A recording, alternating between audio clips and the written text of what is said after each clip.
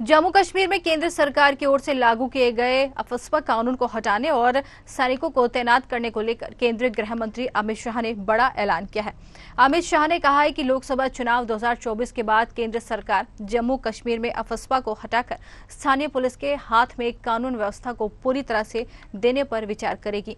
Jammu Kashmir media समूह के साथ इंटरव्यू में अमित शाह ने कहा कि जम्मू कश्मीर के नागरिक इलाकों से सशस्त्र बलों को हटाने और वहां कानून व्यवस्था की जिम्मेदारी पूरी तरह स्थानीय पुलिस को देने की हमारी योजना है।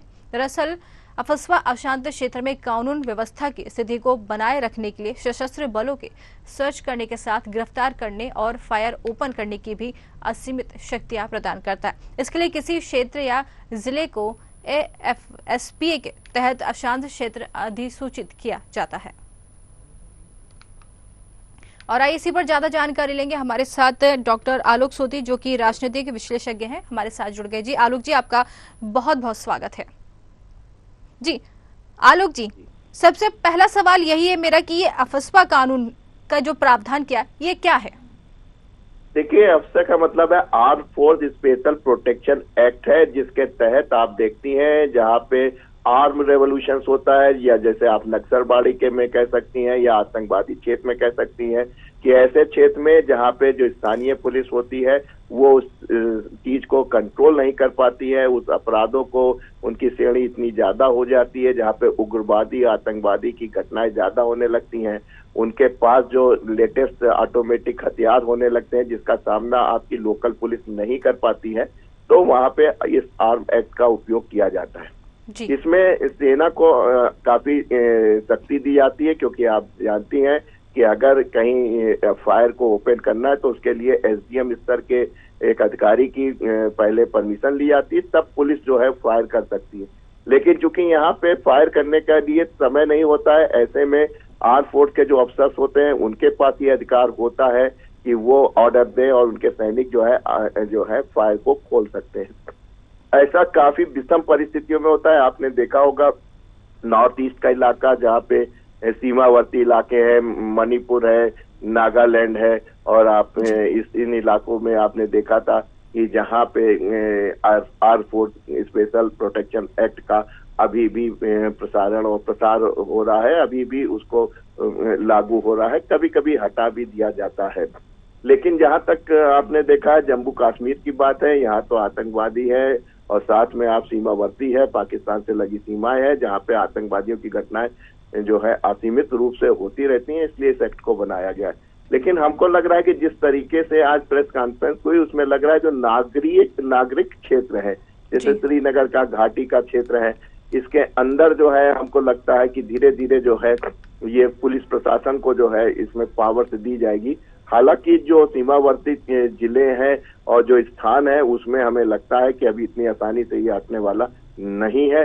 लेकिन फिर भी आपने देखा कि इलेक्शन के बाद जैसा कि गृह मंत्री ने कहा है कि हम बहुत ही जल्दी शांति होने पे स्टेटहुड देंगे, तो स्टेटहुड होने से पहले इनको अफस्पा को थोड़ा सा डाइल्यूट करना पड़ेगा। जी, यहाँ पर आलोक जी, जैसे कि यहाँ पर जम्मू कश्मीर से अनुच्छेद 370 हटने के बाद अब ये कानून जो हटाया जाएगा, यहाँ पर अमित शाह ने इसका ऐलान कर दिया है, तो इसका कितना फायदा यहाँ पर सियासत पर पड़ता हुआ नजर आएगा?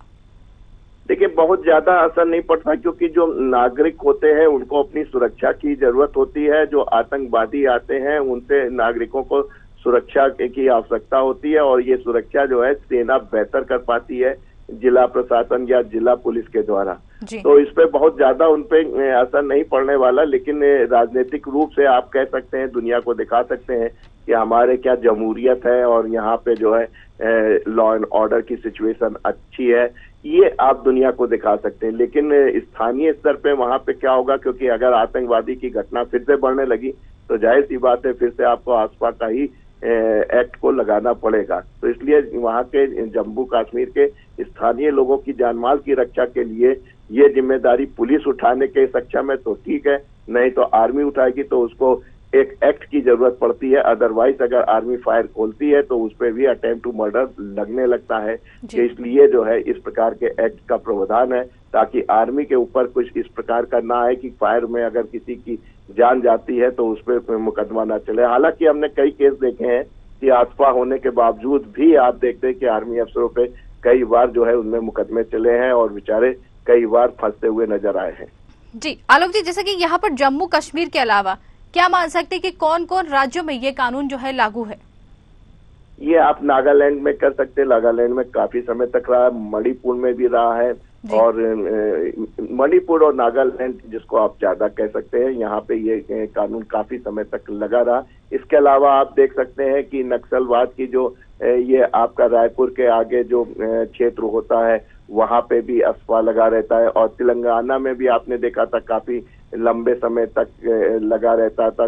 सुकमा का नाम सुना होगा आपने, देवड़ा का नाम सुना होगा। तो ये ऐसे पठारी इलाके हैं कि जहाँ पे नक्सलिस्ट इलाका है, आदिवासियों का है, डीप है, जहाँ 300 से 400 आतंकवादी एकदम से आ जाते हैं और वो जो है स्थानीय लोगों को या कोई कानवाय चलाता है उस पर जो अंधाधुंध घंटों गोली चलाते हैं। आपने देखा था कि पूर्व मुख्यमंत्री तक की हत्या होती रही है। तो ऐसे इलाकों में जो अशांत है, जहाँ पे आर्म रेवोल्यूशन हो सकते हैं, जहाँ पे स्थानीय पुलिस का जो है लॉ एंड ऑर्डर कायम करने में असफल होती है, वहाँ पे आर्मी या आप कह सकते हैं जो सीआरपीएफ वाला है, वो लोग जो हैं, ये लोग जो हैं इस कानून के तहत जो है कार्रवाई करते हैं। जी आलोक जी, हमसे बातचीत करने के लिए आपका बहुत बहुत धन्यवाद। दूसरी खबर, बड़ी खबर में बात करेंगे महाराष्ट्र की, जहां महाराष्ट्र में महाविकास अघाड़ी संकट में नजर आ रहा है। आपको बता दें, यहां पर शिवसेना उद्धव गुट ने 17 कैंडिडेट्स का ऐलान किया है। इनमें 3 सीटों पर कांग्रेस के दावेदार टिकट का इंतजार कर रहे थे। ऐलान के बाद वरिष्ठ कांग्रेस नेता संजय निरुपम नाराज हैं। वे मुंबई नॉर्थ वेस्ट से लोकसभा चुनाव लड़ने की तैयारी कर रहे थे। उन्हें खुद राहुल गांधी ने टिकट का भरोसा दिया था। उद्धव गुट ने यहां अमोल कीर्तिकार को टिकट दिया है, जिसे खिचड़ी घोटाले में ईडी ने सम्मन भेजा है। मुंबई साउथ सेंट्रल और सांगली सीटों पर भी कांग्रेस के नेता टिकट मिलने की उम्मीद कर रहे थे। वंचित बहुजन अघाड़ी बीए नेता प्रकाश अंबेडकर ने भी एमवीए से अलग लोकसभा चुनाव अकेले लड़ने का फैसला किया। उन्होंने 8 कैंडिडेट्स के नामों का ऐलान किया। इसके अलावा स्वाभिमानी शेतकरी संगठन के अध्यक्ष पूर्व सांसद राजू शेट्टी ने एमवीए के साथ गठबंधन करने से इनकार कर दिया है। एमवीए ने हाथ कंडली की सीट पर शेट्टी को सीट देने का प्रस्ताव यहां पर दिया है। और आइए इसी पर ज्यादा जानकारी लेंगे। हमारे साथ के विश्वदेव राज, जो कि राजनीतिक विशेषज्ञ हमारे साथ जुड़ गए हैं। जी आपका बहुत बहुत स्वागत है। जी यहाँ पर सबसे पहला सवाल यही है कि महाविकास अघाड़ी गुट के जो शिवसेना ने यूटीवे के पे 17 कैंडिडेट्स का ऐलान किया है, तो इसका असर चुनाव पर कितना पड़ता हुआ नजर आएगा? देखिए वैशाली, यहाँ पर प्रकाश अंबेडकर और महाविकास अघाड़ी जो है उसका गठबंधन की बातें चल रही थी। महाविकास अघाड़ी के प्रकाश अंबेडकर जी ने 27 सीटें मांगी थी, जो किसी तरीके से ठीक नहीं लग रही थी, क्योंकि इतनी सीटें उनको देने का कोई मतलब नहीं बन रहा था बाकी लोगों के द्वारा। उनको 3 सीटें या 4 सीटें बोली गई थी देने के लिए, लेकिन वो उसमें सहमत नहीं थे। तो कहीं ना कहीं ठाकरे गुट के जो था उद्धव ठाकरे, उन्होंने मना कर दिया, उन्होंने अपने कैंडिडेट घोषित कर दिए। अब प्रकाश अंबेडकर ने भी अपने कैंडिडेट घोषित कर दिए हैं। तो ये महाविकास अघाड़ी जो एनडीए गठबंधन के खिलाफ खड़ा हो रहा था, वो कहीं ना कहीं तार तार होता दिखाई दे रहा है। जी विश्वदेव जी, जैसे यहाँ पर एक तरफ इंडिया गठबंधन जो एनडीए से मोर्चा ले रहे हैं, वहीं दूसरी ओर आपस में भी इनके गठबंधन में कला है। तो ये आखिर लड़ाई जो है वो कैसे सफल होगी इसमें? यही तो पूरे देश में इस स्थिति है वैशाली। अगर आप देखें तो इंडिया गठबंधन की बातें जो कर रहे थे लोग, आज वो कहीं ना कहीं अलग थलग पड़े हुए हैं। हर राज्य में यही हालत है, चाहे वो बंगाल ले लीजिए, चाहे वो दिल्ली से सटे इलाके, मध्य प्रदेश वगैरह, राजस्थान वगैरह ले लीजिए, वहां कहीं इंडिया गठबंधन सफल दिखाई नहीं दे। और इसका मूल रूप जो है वो कहीं ना कहीं आपस में बंटवारे लाइन। उद्धव ठाकरे एक आरोप एनडीए पे लगा रहे हैं कि वो उनके भाई जो जिनसे अलग हो चुके थे, राज ठाकरे, उनको अपने साथ रखते हैं। इस तरह की बातें भी उठ रही हैं। तो कहीं ना कहीं इंडिया गठबंधन कमजोर होता दिखाई दे रहा है। जी, हमसे बातचीत करने के लिए आपका बहुत बहुत धन्यवाद।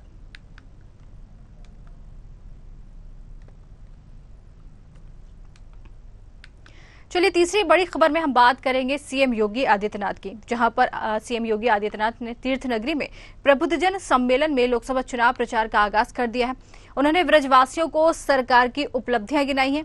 बताते चले कि भाजपा ने यहां से वर्तमान सांसद हेमा मालिनी को ही अपना प्रत्याशी घोषित किया है। प्रबुद्धजनों को संबोधित करते हुए सीएम ने कहा कि आज से 5000 वर्ष पहले इसी ब्रज में श्री कृष्ण ने अपनी लीला रचाई थी। उस लीला की साक्षी यमुना मैया बनी थी। आज यमुना की गंदगी को देखकर दुख होता है, इसे दूर करेंगे। ब्रज क्षेत्र में विकास हो रहा है, ये काम सांसद हेमा मालिनी की ओर से संसद में जो आवाज गूंजी थी उसे ही संभव हो पाया। उन्होंने वृंदावन में बांके बिहारी मंदिर में कॉरिडोर को भी उस पर लेकर भी चर्चा की। उन्होंने मोदी की गारंटी का भी जिक्र किया, कहा कि मोदी की गारंटी से हर काम संभव है। तो आपको बता दें यहाँ के प्रचार के लिए यहाँ पर हेमा मालिनी को एक बार फिर से कमान सौंप दी गई है यहाँ पर, और आज ही से यहाँ पर सीएम योगी ने चुनाव प्रचार का आगाज भी कर दिया है। आज लोकसभा चुनाव के प्रचार का आगाज करने यहाँ पर श्री कृष्ण की जन्मस्थली सीएम योगी पहुंचे हैं और यहाँ पर उन्होंने कॉरिडोर को लेकर चर्चा की। उन्होंने कहा कि मोदी की जो गारंटी है उसका जिक्र करते हुए उन्होंने कहा कि पीएम मोदी की हर गारंटी को यहाँ पर लोकसभा चुनाव में पूरा किया जाएगा और उन्होंने कहा कि मोदी की गारंटी है तो हर काम संभव है। और आइए इसी पर ज्यादा जानकारी लेंगे, हमारे साथ हमारे संवाददाता प्रशांत राव लखनऊ से जुड़ गए। जी प्रशांत, यहाँ पर हेमा मालिनी को एक बार फिर से बीजेपी ने अपना जो है ड्रीम गर्ल पर भरोसा जताया, तो क्या कह सकते हैं यहाँ पर ड्रीम गर्ल का जो सपना है वो पूरा हो पाएगा?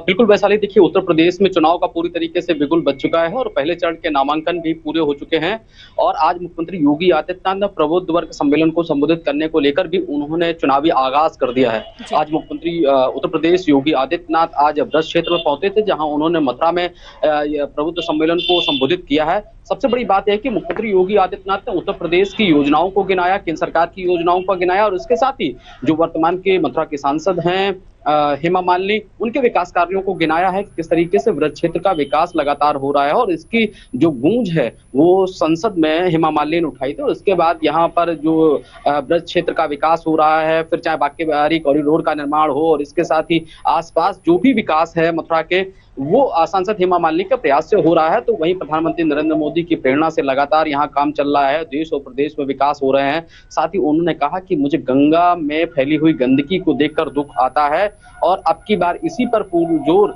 कोशिश की जाएगी कैसे यहाँ सफाई हो और इसको निर्मल बनाया जाए। गंगा माँ सभी की जीवन दायिनी है। साथ ही साथ उन्होंने भारतीय जनता पार्टी की योजनाओं को गिनाया है, किस तरीके से नीतियों और विचारों पर भारतीय जनता पार्टी चलती है और 2024 का चुनाव भी उन्होंने एक तरीके से जो धार्मिक मुद्दों को लेकर यहाँ पर मजबूती से मुखर बात रखी है कि जिस तरीके से भारतीय जनता पार्टी ने बहुसंख्यक लोगों के मान और सम्मान को यहाँ ध्यान में रखते हुए काम किया है और लगातार ब्रज क्षेत्र का विकास हो रहा हो या फिर अन्य चाहे धार्मिक स्थल हैं वहां पर लगातार सरकार प्रयास कर रही है। केवल हिंदू धर्म ही नहीं बल्कि चाहे वो बौद्ध हो, ईसाई हो, पारसी हो या फिर मुस्लिम धर्म स्थल हो, वहां भी सरकार ने किसी भी तरीके से कोई भी भेदभाव नहीं किया है। वहां सड़कें पहुंचाई हैं, पानी पहुंचाया है, बिजली पहुंचाई है, वहां सुविधाएं ज्यादा से ज्यादा पहुंचाई हैं।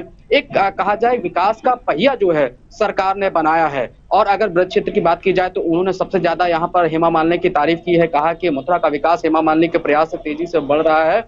और देखिए मुख्यमंत्री योगी आदित्यनाथ ने आज आगाज कर दिया और इसके साथ ही मुख्यमंत्री योगी आदित्यनाथ पश्चिम क्षेत्र में लगातार जो है प्रबुद्ध वर्ग सम्मेलन को संबोधित कर रहे हैं। आज जो है मथुरा, मेरठ, गाजियाबाद में मुख्यमंत्री योगी आदित्यनाथ के ये दौरे हैं और साथ ही 28 मार्च को बिजनौर, मुरादाबाद और अमरोहा में मुख्यमंत्री योगी आदित्यनाथ दौरा करेंगे। 29 मार्च को शामली, मुजफ्फरपुर, सहारनपुर में मुख्यमंत्री योगी आदित्यनाथ दौरा करेंगे।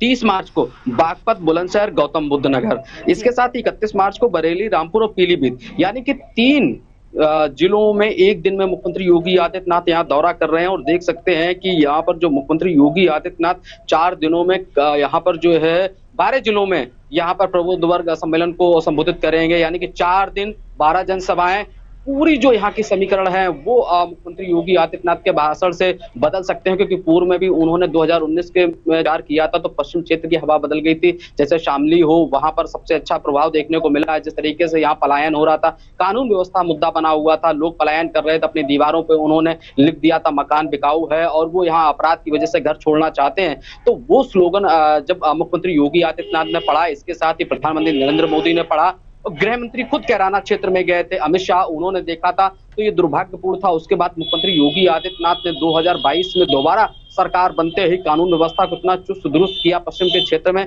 कि आज लोग वहां मुख्यमंत्री योगी आदित्यनाथ की तारीफ करते हैं और इसी तारीफ के बल पर मुख्यमंत्री योगी आदित्यनाथ भारतीय जनता पार्टी के पक्ष में लोगों से मतदान करने की अपील कर रहे हैं, अपने पार्टी के प्रत्याशियों को जिताने की अपील कर रहे हैं। लेकिन हालांकि ये तो 2024 का लोकसभा चुनाव परिणाम बताएगा कि जनता कितनी खुश है मुख्यमंत्री योगी आदित्यनाथ के कार्यों से या प्रधानमंत्री नरेंद्र मोदी के कार्यों से या उनके स्थानीय सांसदों के विकास कार्यों से।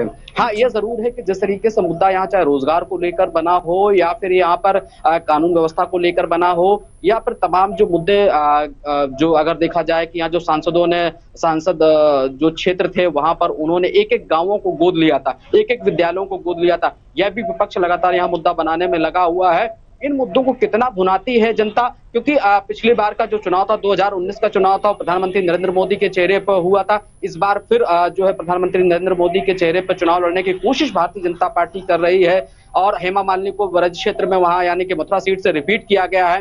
तो ऐसे में देखा जाएगा कि क्या जनता इस बार हेमा मालिनी की वो जो नेतृत्व क्षमता है उसे स्वीकार करते हैं या फिर जो उनका वीआईपी मूवमेंट रहता है, वीआईपी नेता है, हालांकि वो बड़ी अभिनेता भी हैं, तो ऐसे में लोग क्या उनको दोबारा स्वीकार करेंगे, उन्हें मौका देंगे, ये तो आने वाला परिणाम बताएगा। लेकिन मुख्यमंत्री योगी आदित्यनाथ ने जिस तरीके से वहां ऊर्जा भरी है वो तो एक तरीके से कहा जाए कि ब्रज क्षेत्र के लोगों को काफी प्रभावित दिखी। जिस समय वो संबोधित कर रहे थे, लोग जय श्री राम के नारों के साथ राधे राधे और मुख्यमंत्री योगी आदित्यनाथ प्रधानमंत्री नरेंद्र मोदी के नारे वहां पर गूंज रहे थे। इससे लगता है कि भारतीय जनता पार्टी पश्चिम क्षेत्र में पूरी मजबूती से चुनाव लड़ने की तैयारी में है और कार्यकर्ताओं को उन्होंने प्रशिक्षित कर रखा है और इसके साथ ही जोश भरने में भारतीय जनता पार्टी कोई कसर नहीं छोड़ रही, अपने विकास के वादे लेकर जा रही है और इसी पे चुनाव जीतने का काम भारतीय जनता पार्टी करेगी। जी प्रशांत, जैसा कि यहाँ पर अगर बात हेमा मालिनी की जाए, जिनको यहाँ पर दोबारा मौका दिया है, उन पर भरोसा जताया, एक स्टार वो खुद है, तो क्या लगता है आपको जो यहाँ पर और जो सीटें हैं तो उस पर स्टार प्रचारक के रूप में हेमा मालिनी जाकर प्रचार करती हुई नजर आएंगी? बिल्कुल, देखिए वो अभिनेता भी हैं और मथुरा की सांसद भी हैं। ऐसे में देखो एक जो अभिनेता होता है उससे जनता को एक अपेक्षाएं होती हैं कि ये जो लोग होते हैं वो हर तरीके से परिपूर्ण होते हैं, धन से भी परिपूर्ण होते हैं, बाहुबल से भी परिपूर्ण होते हैं और सभी तरीके से। तो थोड़ी जनता की जो मानसिकता रहती है कि ये व्यक्ति जो है आके क्षेत्र में विकास करेगा, शिक्षित भी है और यहाँ के लोगों का मान सम्मान भी करेंगे, क्योंकि अभिनेता के साथ वो राजनेता भी बनने जा रहे हैं। ऐसे में दोनों उनको बातों का ख्याल रखना होगा, क्योंकि अगर वो राजनेता में फेल होते हैं तो अभिनेता की भी छवि धूमिल होगी। तो ऐसे में जनता का वोट इन लोगों को मिलता है। हालांकि अगर उनके स्टार प्रचारक बनने की बात की जाए तो ऐसा नहीं है कि उनको भारतीय जनता पार्टी स्टार प्रचारक बना सकती है और आसपास के क्षेत्रों में वो भारतीय जनता पार्टी की नीतियों को और प्रधानमंत्री नरेंद्र मोदी की जो 2 बार की सरकार रही है केंद्र में, मुख्यमंत्री योगी आदित्यनाथ उत्तर प्रदेश में 2 बार की सरकार है, उन नीतियों को लेकर वो जा सकती हैं। लेकिन देखा जाए कि वो अभिनेता भी हैं, हालांकि अच्छी वक्ता भी हैं, यह प्रभाव कितना पड़ता है ये नहीं पड़ता है। लेकिन उत्तर प्रदेश का जो वैशाली आप सभी लोग समीकरण जानते हैं और उत्तर प्रदेश की जनता भी जानती है कि जाति, धर्म और मजहब के आधार पर लोग अपने लोगों को स्वीकार करते हैं। लेकिन भारतीय जनता पार्टी ने यह मिथ्या तोड़ा था, तो इस मिथ्या को तोड़ने के बाद भारतीय जनता पार्टी लगातार यहाँ टिकट वितरण कर रही है और ऐसे में नेताओं की ड्यूटी भी लगाई जा रही है, चाहे वो जिला स्तर पर हो, लोकसभा स्तर पर हो या फिर बूथ स्तर पर हो, सेक्टर स्तर पर। यहाँ पर पूरी फील्डिंग भारतीय जनता पार्टी ने सजाई है। तो ऐसे में हेमा मालिनी को भी स्टार प्रचारक बना के भेजा जाएगा तो जरूर आसपास के क्षेत्रों में बड़ा प्रभाव पड़ेगा। हालांकि हेमा मालिनी के लिए एक बात कही जाए, क्योंकि वो अभिनेता धर्मेंद्र की पत्नी भी हैं, जो धर्मेंद्र जाट समाज से आते हैं। तो ऐसे मथुरा के क्षेत्र में अगर देखा जाए, यहाँ पर शामली है या बागपत है, कैराना है, मुजफ्फरनगर है, मुरादाबाद है, यहाँ जाट बाहुल वोट है। तो ऐसे में हेमा मालिनी का बड़ा प्रभाव पड़ सकता है। और हेमा मालिनी के साथ अगर कहा जाए कि सनी देओल जो उनके बेटे हैं, अगर वह तो उससे और ज्यादा भी प्रभाव पड़ेगा, क्योंकि सनी देओल भी सांसद भारतीय जनता पार्टी से हैं। तो ये जो है ध्रुवीकरण बन सकता है कि हेमा मालिनी के आने से एक बार जो है जाट है वो इकट्ठा हो जाएगा और भारतीय जनता पार्टी को उससे बड़ा फायदा मिल सकता है। जी प्रशांत, हमसे बातचीत करने के लिए आपका बहुत बहुत धन्यवाद।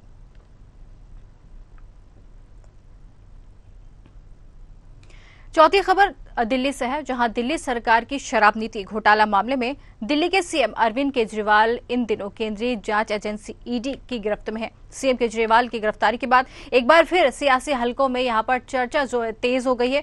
ईडी की रडार पर सीएम अरविंद केजरीवाल के अलावा और कौन से राजनेता हैं? ईडी की जांच की जद में आए दिल्ली के सीएम अरविंद केजरीवाल अकेले नहीं हैं।